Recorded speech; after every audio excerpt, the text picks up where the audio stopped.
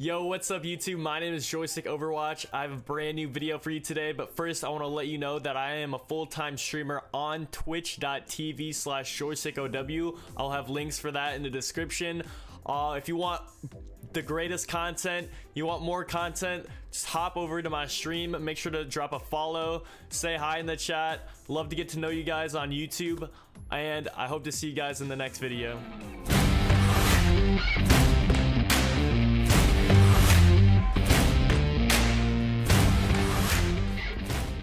YouTube, my name is Joystick Overwatch. I have a brand new video for you today. I'm going to be talking about Wrecking Ball, and this is an advanced tips video. So I want to be running through the best things you can do to improve your Wrecking Ball gameplay and get you to the next level. I'm a top 500 Wrecking Ball player, and I recently almost just hit top 50 on the North American leaderboard with a controller on PC. You guys know me by my controller gameplay on PC, and I hope to help expand your knowledge on Wrecking Ball. Let's get started. Number one, I want to talk about what it means to be a high impact player with Wrecking Ball. So what you got to be doing is focusing on creating constant pressure with this hero. This is like a hero, it seems like it has so many different play styles, but like one that I've developed and I found a lot of success in, especially within this new meta, is being able to create this constant pressure and contesting the DPS, contesting the backline. You have to focus on isolating targets and looking for the enemies that are exposed. Really, that's what it comes down to. So looking for pile drive combos, like setting up like a nice pile drive in the back line to maybe get an anti-grenade on it or have one of your DPS follow up with you.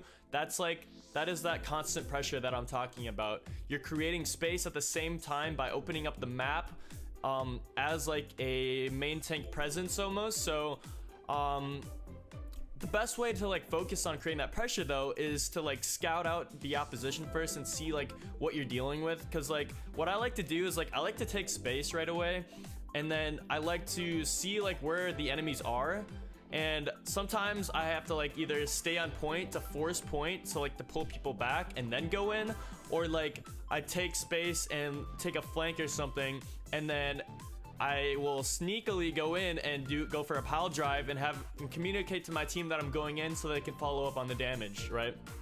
So that is like that constant pressure that I'm talking about, is, you know, being a nuisance in the back line, rolling through the enemies, but like at the same time you cannot be feeding on this hero. And what I mean by not feeding on the hero is like it's so easy to die and get caught out on Wrecking Ball that like you have to really be smart about how you take your engagements. So this is an advanced video, so I want to be clear that like all the stuff that you see on my stream and my gameplay is like, it's all very calculated, and a lot of it is like made up on the spot, but like you have to get creative on this hero, and you have to learn how to stay alive and sustain on your own. Kind of, you have to live off health packs half the time. So being able to go into an engagement, make sure you have your cooldowns, make sure you have your grapple ready, and make sure that you can get out. That is very important. Number two, I want to talk about survivability on Wrecking Ball.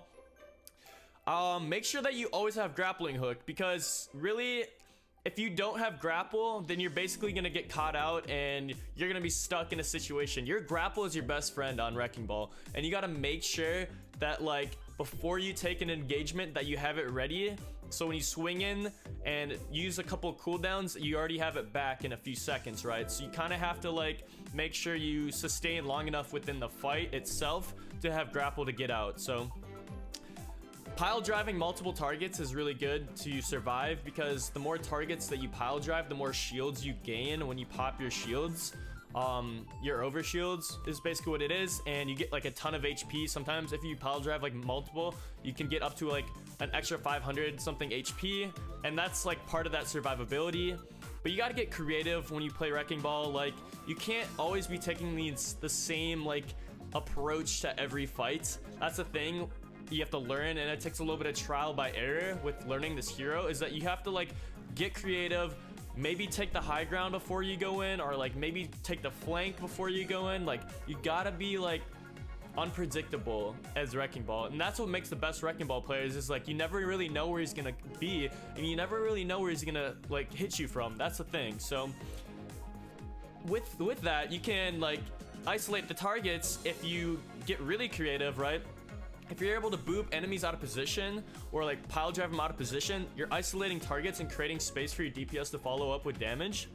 And that just either helps you enable to get a kill or multiple kills. Also, if you do secure a kill or two, it makes sure guarantees that you survive and get out of the fight and live, right?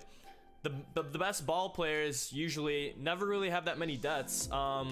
Obviously, within a meta like this, there's a lot of CC, so it is very hard. Trust me, it is very hard to survive. But like, that's the thing about Wrecking Ball. You're so fast. Like, you have to be able to be like proactive and reactive to every situation. So, number 3, I want to talk about taking 1v1s as Wrecking Ball. This is something you have to get good with, and you have to like learn to take. If you want to take a 1v1, for example, against like a Widowmaker, you have to know that she wants to grapple out as soon as you start to dive her. So like, if you see like, for example, that Widowmaker already used that cooldown, like that's like a green light for you to go in and actually take that 1v1. And then you have to really like either like pile drive slam them or like bait their cooldowns, or you have to hit your shots too with your guns. A lot of that just takes a lot of practice and experience, but like you will get better at taking those 1v1s and making sure that you can almost win them every time. And that's like the difference between like bad Wrecking Ball players and the good ones, is that they can take those 1v1s and they actually win them most of the time. So you can't, obviously you won't win them every time, because a lot of like targets will get like, you know, peel from their teammates, support or heals, or like nano boosted the targets that you go on. Like, you gotta be ready for anything really, and a lot of that's being creative with like how you engage and the abilities that you use before you even go in, or if you communicate with your team that you actually want to make a big push.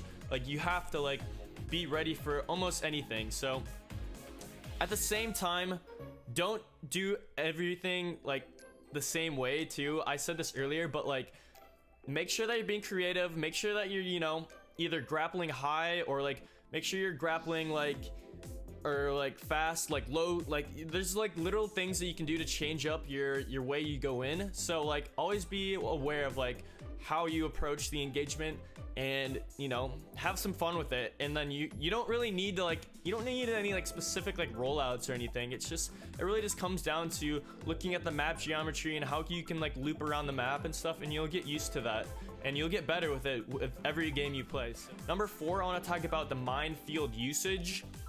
This is Wrecking Ball's ultimate ability.